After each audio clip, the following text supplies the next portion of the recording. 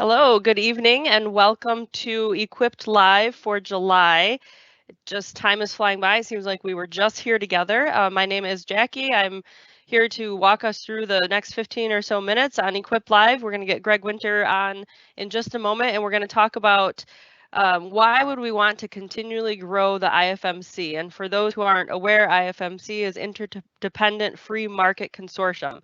And you can watch previous Equip Lives to kind of learn more about the IFMC if you're new or you haven't heard about it yet. So let's go ahead and get Greg live and we'll start asking some questions about growing the IFMC.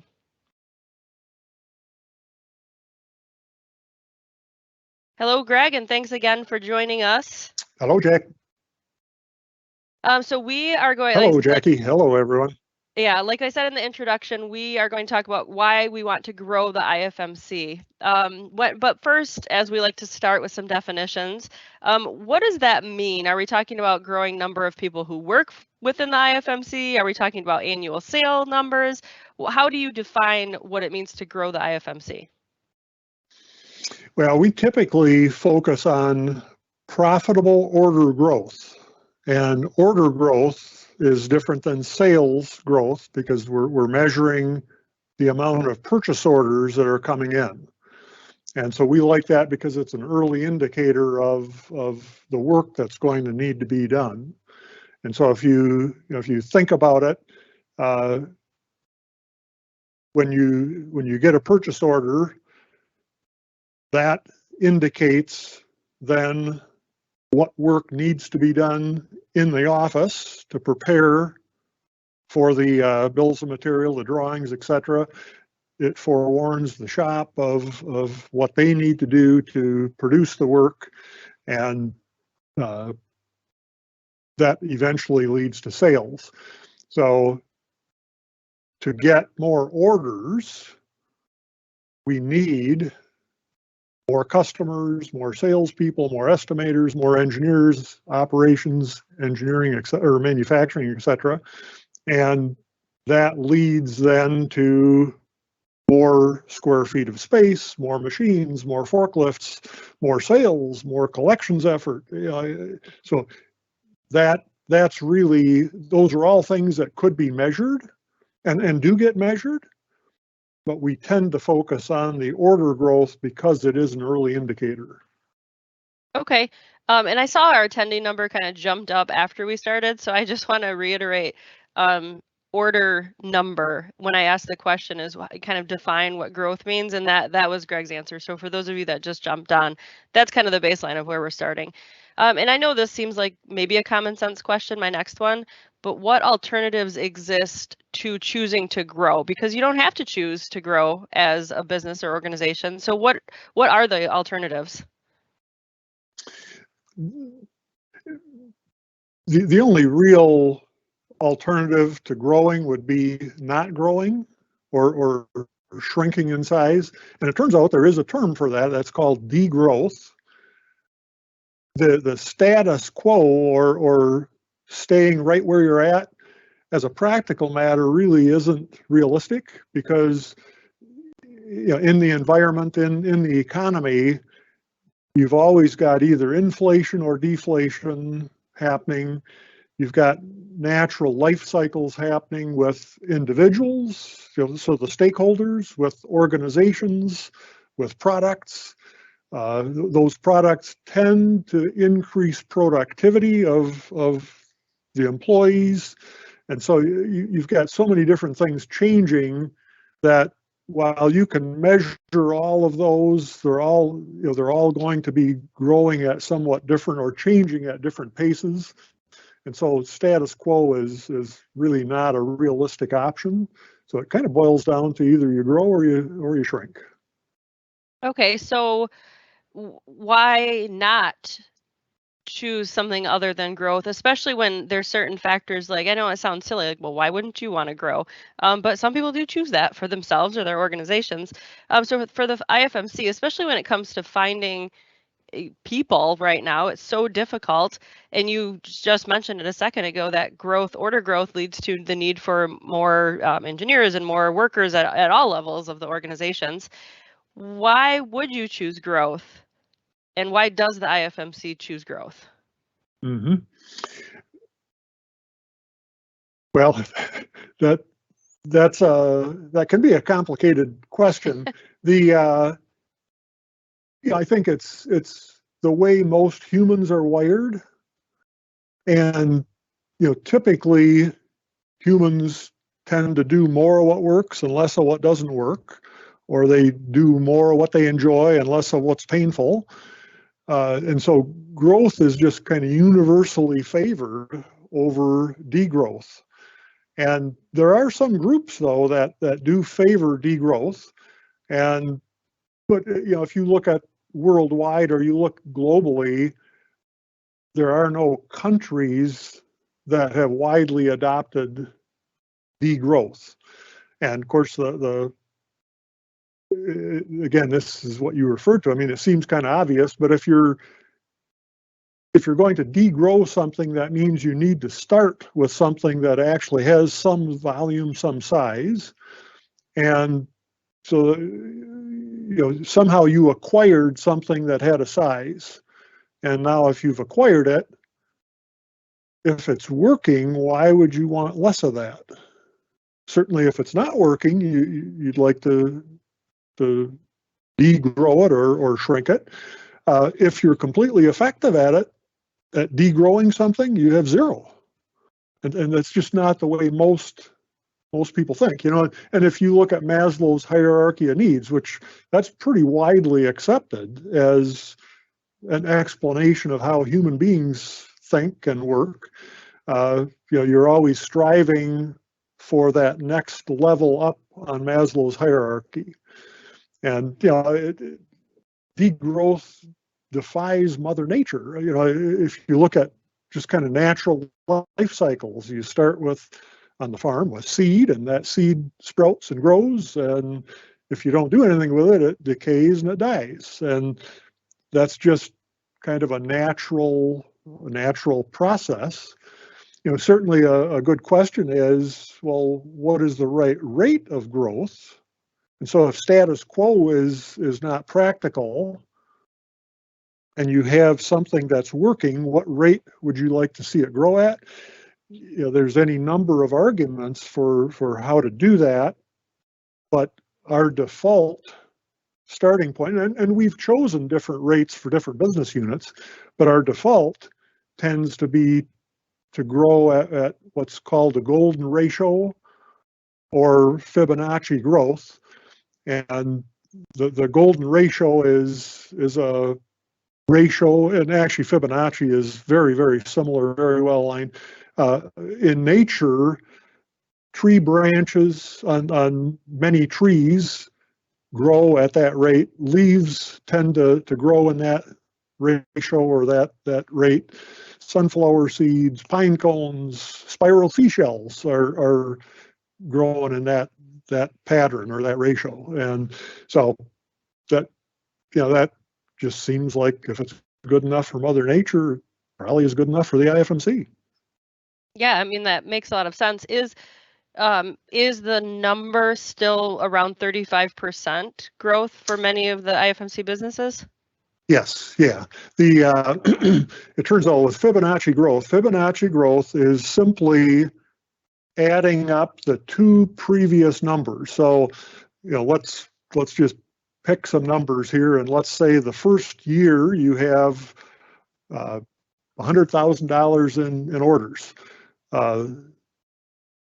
The second year, Fibonacci growth would cause you to add the past year $100,000 plus the year prior to that, which was zero. So second year, you're going to have another 100,000. Third year, you're going to add the prior 2 years, so 100,000 plus 100,000. Now you're going to have 200,000. Then you add prior 2 years, 200,000 plus 100,000, 300,000. So it does grow exponentially. Over time, that ends up being about 35% growth per year, which is a number we've used for decades. Oh, that's a really great explanation. I know we all hear it at the IFMC, so that's great to understand more how that number came about. So thank you for that. So we've talked about stakeholders before. So there's stakeholders of the IFMC, vendors, customers, community, employees, owners, government, across the board, anybody that's affected by the IFMC in one way or another are stakeholders. So what does having this growth goal and growth mindset, what does that do for those different stakeholder groups? Yeah, that's a great question, Jackie. I mentioned Maslow's hierarchy of needs before, and for folks that aren't familiar with Maslow's hierarchy of needs, that is basically a triangle with 5 different layers in it.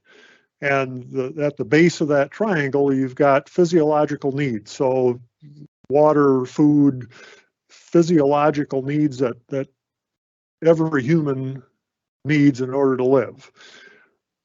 According to Maslow, once those needs are filled, most humans start focusing then on safety and security.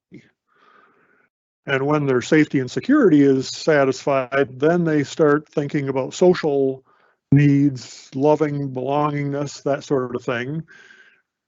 Once those are satisfied, they start thinking about esteem and aesthetics and maybe less tangible things.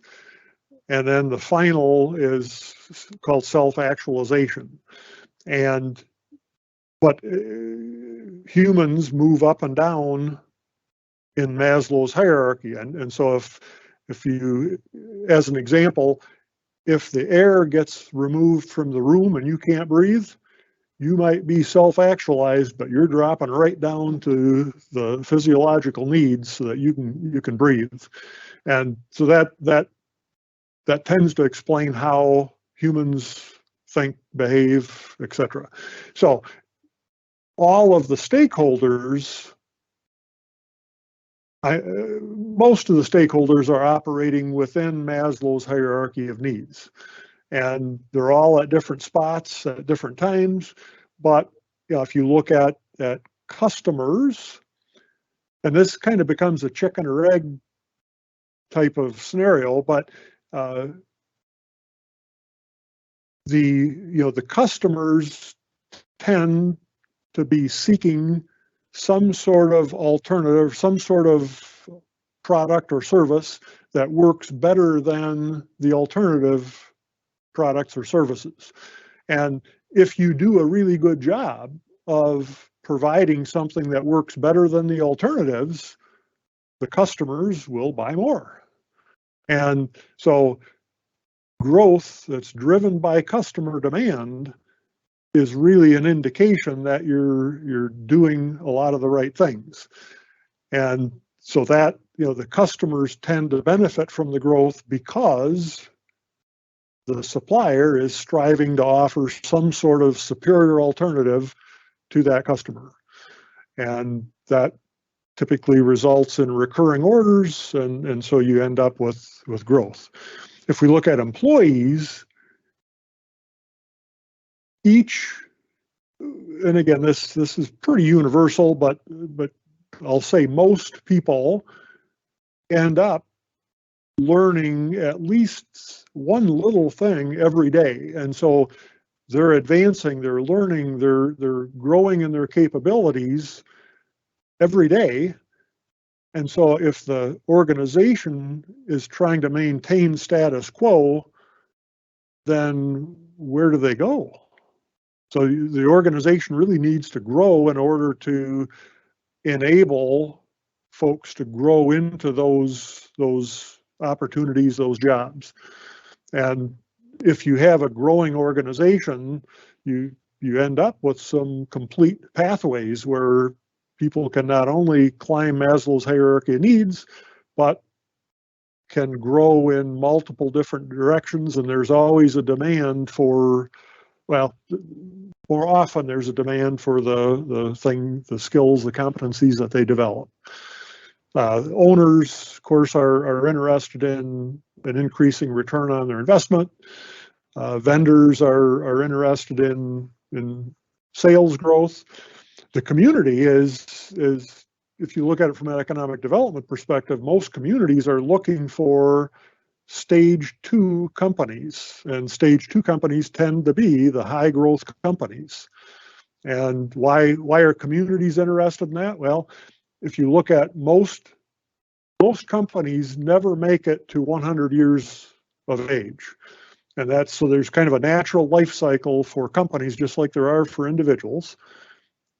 But if a company starts with a small number of employees and ends up with a large number when they get to the end of their life cycle, when that company dies or goes away, there's 100 jobs that need to be replaced. So how does a community do that? Well, if you start enough small organizations, you can have small organizations that have a need for 100 employees, and so you can balance that economy out.